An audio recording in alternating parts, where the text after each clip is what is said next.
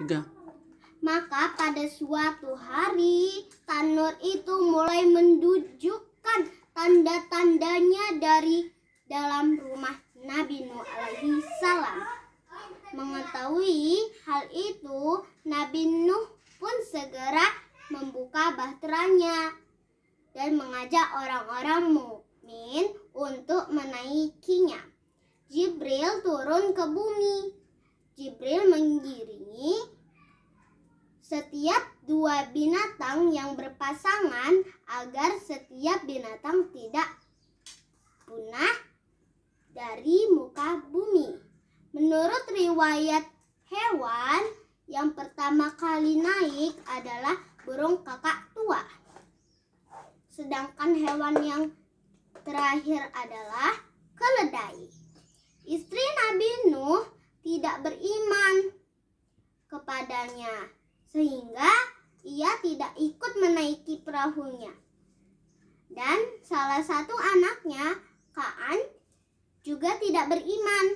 Hanya ada 80 orang mukmin yang masuk ke dalam bahtera hewan-hewan darat Allah.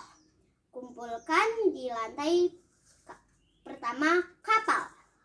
Sedangkan lantai kedua manusia dan lantai ketiga jenis burung, agar hewan buas tidak memangsa hewan jinak. Maka Allah turunkan lantai ketiga jenis burung agar hewan buas tidak memangsa. Demam kepada hewan-hewan buas tersebut. Setelah semua makhluk yang Allah takdirkan selama masuk kapal dan pintu kapal pun ditutup, maka dengan kekuasaannya Allah turunkan air dari langit dan air dari bumi. Air itu terus naik hingga di atas kepala manusia.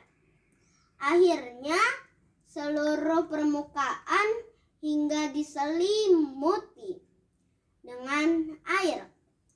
Muncullah naluri kasih sayang seorang ayah yang akhirnya membuat Nabi Nuh alaihi salam dengan segala upayanya berusaha mengajak hingga membujuk yang merayu Kaan anaknya supaya bersedia ikut bersamanya naik bahtera. Tiba-tiba muncullah gelombang besar yang menghalangi keduanya.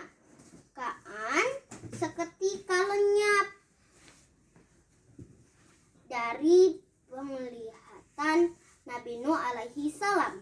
Nabi Nuh alaihi salam berusaha mencari, namun beliau tidak menemukan selain ombak yang semakin tinggi.